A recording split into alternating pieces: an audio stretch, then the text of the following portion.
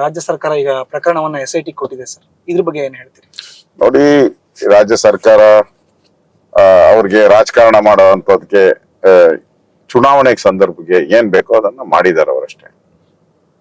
ಅವ್ರಿಗೇನು ಇದ್ರ ಬಗ್ಗೆ ಏನು ನನಗನ್ಸ್ತತೆ ಆ ತರದ್ದೇನು ಕ್ರಮ ತೆಗೆದುಕೊಳ್ಳೋ ಅಂತ ಇದ್ದಿದ್ರೆ ಅವ್ರು ಯಾಕೆ ಇದು ಡಿಲೇ ಮಾಡ್ತಾ ಇದ್ರು? ಇದೆಲ್ಲ 3 ತಿಂಗಳ ಮುಂಚೆನೆ ಗೊತ್ತಿದ್ವಲ್ಲ. ಸರ್ಕಾರ ನಡೆಸುವಂತವ್ರಿಗೆ ಇಂಟೆಲಿಜೆನ್ಸ್ ಇರ್ತೈತಲ್ಲ, 3 ತಿಂಗಳ ಮುಂಚೆನೆ ಗೊತ್ತಿದೆ, 3 ತಿಂಗಳ ಮುಂಚೆನೆ ಎಲ್ಲ ಪ್ರಚಾರ ಆಗಿದೆ. ಏನ್ ಮಾಡ್ತಾ ಇದ್ರು? ಕತ್ತೆ ಕಾಯ್ತಾ ಇದ್ರ ಸರ್ಕಾರ? ಸರ್ಕಾರದ ಎಡವಟ್ಟು ಅಂತೀರಿ? 100% ಅವ್ರ ಇಂಟೆಲಿಜೆನ್ಸಿ ತಗೊಂಡು ಅವಾಗೆ ಕ್ರಮ ತೆಗೆದುಕೊಂಡಿದ್ರೆ ಅವರು ಓಡೋಗೋದು ತಪ್ತಾ ಇತ್ತಲ್ಲ. ಈ ಓಡೋಗಕ್ಕೆ ಯಾರು ಬಿಟ್ಟವರು? ನೀವೇ ಬಿಟ್ಟವರು, ಸರ್ಕಾರದವರು. ಪೊಲೀಸ್ ಇಲಾಖೆ ಏನ್ ಕಣ್ಮುಚ್ಕೊಂಡು ಕೂತಿತ್ತ? ಅವ್ರಿಗೆ ಹೇಳ್ತಿದ್ರೆ ಕೇಂದ್ರ ಸರ್ಕಾರ ನಮ್ಗೆ ಸಹಕಾರ ಕೊಡ್ಲಿ, ನಾವು ಅವ್ರನ್ನ ಕರ್ಕೊಂಡ್ ಬರ್ತೀವಿ, ಜರ್ಮನಿ ಇದಾರೋ, ಜಪಾನ್ ಇದಾರೋ, ದುಬೈ ಇದಾರೋ, ಇಲ್ಲಿದ್ರೋ ಕರ್ಕೊಂಡ್ ಬರ್ತೀವಿ, ಅವ್ರನ್ನ ಎನ್ಕ್ವೈರಿ ಮಾಡ್ತೀವಿ, ರೆಡ್ ಕಾರ್ನರ್ ನೋಟಿಸ್ ಕೊಟ್ಟಿಲ್ಲ ಅಂತ ಕೇಳ್ತಾರೆ ಸಚಿವರೊಬ್ರು. ಅವ್ರು ಕೇಳಿದ್ದ ನಾನು ನೋಡ್ದೆ. ಅವ್ರು ರೆಡ್ ಕಾರ್ನರ್ ಅಲ್ಲ, ಏನೋ ಹೇಳ್ಬಿಟ್ರು ಅವ್ರು. ಆದ್ರೆ ಯಾರ್ ಪತ್ರ ಬರಿಬೇಕು?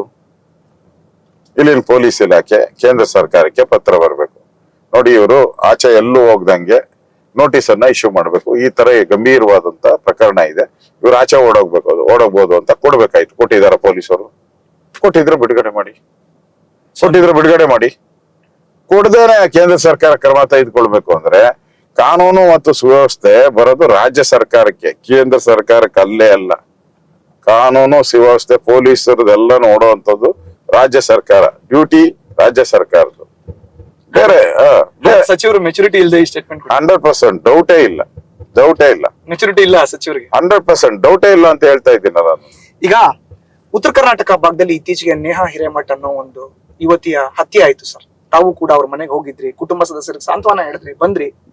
ಬಿಜೆಪಿ ಅವರು ಈ ಒಂದು ಕೇಸನ್ನ ರಾಜಕೀಯವಾಗಿ ಬಳಸ್ಕೊಂಡು ಉತ್ತರ ಕರ್ನಾಟಕ ಭಾಗದಲ್ಲಿ ಒಂದಷ್ಟು ಸೀಟ್ಗಳನ್ನ ಜಾಸ್ತಿ ಗೆಲ್ಲಿಕ್ಕೆ ಪ್ಲಾನ್ ಮಾಡ್ತಿದ್ದಾರೆ ಅಂತಾನೆ ಕೌಂಟರ್ ಆಗಿ ಇದನ್ನ ಕಾಂಗ್ರೆಸ್ ಅವ್ರು ಮಾಡ್ತಿದಾರ ಅಂತ. ನೋಡಿ, ನೇಹಾ ಕೊಲೆ ಆಗಿರೋದು ಅದ್ ಯಾರು ಆತರ ಅದ ಯೋಚನೆನೂ ಮಾಡಿರಲ್ಲ. ಕೊಲೆ ಅನ್ನೋದು ಒಂದು ಪ್ರಾಣ ತೆಗೆಯುವಂಥದ್ದು. ಈ ಘಟನೆ ಬೇರೆ, ಆ ಘಟನೆನೇ ಬೇರೆ. ಇದು ಮಾನಹಾನಿ ಮಾಡಿರೋವಂಥದ್ದು, ಅದು ಪ್ರಾಣ ತೆಗೆಯುವಂಥದ್ದು.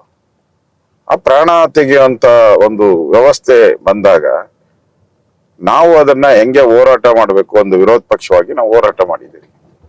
ಈ ಘಟನೆ ಏನಿದೆ, ಇದಕ್ಕೂ ಕೂಡ ಸರ್ಕಾರ ನಡೆಸ್ತಾ ಇರುವಂತ ಪಾರ್ಟಿ, ಪೊಲೀಸ್ ಇಲಾಖೆ ಕೈಯಲ್ಲಿರುವಂತ ಪಾರ್ಟಿ, ಇಂಟೆಲಿಜೆನ್ಸಿ ಅವ್ರ ಕೈಯಲ್ಲಿರುವಂತ ಪಾರ್ಟಿ ಕಾಂಗ್ರೆಸ್ ಅವ್ರು ಏನ್ ಕ್ರಮ ತೆಗೆದುಕೊಂಡಿದ್ದಾರೆ? SIT ರಚನೆ ಮಾಡಿಬಿಟ್ಬಿಟ್ರೆ ಮುಗೀತಾ? ಓಡೋಗ್ದಂಗೆ ನೋಡ್ಕೋಬೇಕಾಯ್ತಲ್ಲ. ಕೇಸ್ನ 1 ವಾರಕ್ಕೆ ಮುಂಚೆನೆ ಎಲ್ಲಾ ಕಡೆ ಪೆನ್ ಡ್ರೈವ್ ನ ತಗೊಂಡು ಹಳ್ಳಿಯಲ್ಲಿ ಹಾಕಿದ್ರಲ್ಲ, ಅವಾಗ ಯಾಕೆ ಕೇಸ್ ಲಾಂಚ್ ಮಾಡಿಲ್ಲ? ಸುಮೋಟೋನೇ ಮಾಡಬಹುದಾಯ್ತಲ್ಲ, ಯಾಕೆ ಮಾಡ್ಲಿಲ್ಲ? ಅಂದ್ರೆ ಇವೆಲ್ಲ ರಾಜಕೀಯ ತಂತ್ರಗಾರಿಕೆ ಅಷ್ಟೇ. ಆ ತಂತ್ರಗಾರಿಕೆಯನ್ನ ಮಾಡಿದರೆ ನಾವು ಈ ವಿಚಾರವಾಗಿ ನಮ್ದು ಬಿಜೆಪಿದು ಸ್ಪಷ್ಟ ನಿಲುವಿದೆ. ಉಪ್ಪು ತಿಂದವರು ನೀರು ಕುಡಿಲೇಬೇಕು, ತಪ್ಪು ಮಾಡಿದವ್ರಿಗೆ ಶಿಕ್ಷೆ ಆಗ್ಲೇಬೇಕು. ನಾವು ಇದನ್ನ ಎಲ್ಲ ಕಡೆನೂ ನಮ್ಮೆಲ್ಲಾ ಲೀಡರ್ ಪ್ರತಿಪಾದನೆಯನ್ನ ಮಾಡಿದ್ರಿ. ಇವತ್ತು ಅಮಿತ್ ಶಾ ಅವರು ಕೂಡ ಅದಕ್ಕೆ ಬಗ್ಗೆ ಸ್ಟೇಟ್ಮೆಂಟ್ ಅನ್ನ ಕೊಟ್ಟಿದ್ದಾರೆ. ಯಾವಾಗ ಅವ್ರು ಕೇಳ್ಬೋದು ಅಂದ್ರೆ, ಈ ಕೇಸ್ನ ತಗೊಂಡೋಗಿ CBI ಕೊಟ್ಬಿಟ್ರೆ ಅವಾಗ ನೀವು ಕೇಂದ್ರ ಸರ್ಕಾರವನ್ನು ಕೇಳ್ಬೋದು, ಏನ್ ಮಾಡಿದೀರಾ ನೀವು? CBI ನಿಮ್ ಕೆಳಗಡೆನೆ ಬರ್ತೈತಲ್ಲ, ಏನ್ ಮಾಡಿದೀರಾ ಅಂತ ಕೇಳ್ಬೇಕು. ಏನು ಕೊಟ್ಟಿಲ್ಲಲ್ಲ, SIT ರಚನೆ ಮಾಡಿದೀರಾ. ನೀವು CBI ಕೊಟ್ಟುಬಿಟ್ಟು ಕೇಳಿದ್ರೆ ಅದಕ್ಕೆ ಅರ್ಥ ಬೇರೆ ಇತ್ತು. ಆಗ್ರಹ ಮಾಡ್ತೀರಾ ಸರ್ CBI ಕೊಡಕ್ಕೆ? ಕೊಡಿ, ಆಗ್ರಹ ಮಾಡ್ತೀನಿ ನಾನು. CBI ತನಿಖೆ ಕೊಡಿ. ಏನು ಆಗಿದೆ, ನಿಜವಾಗಿ ಏನಾಗಿದೆ ಅನ್ನೋದನ್ನ ತನಿಖೆಯಿಂದ ಹೊರಬರ್ಬೇಕಾದ್ರೆ ಈ ಪ್ರಕರಣವನ್ನ CBIಗೆ ಕೊಟ್ರೆ ಒಳ್ಳೇದು ಅಂತ ನನ್ನ ಅಭಿಪ್ರಾಯ.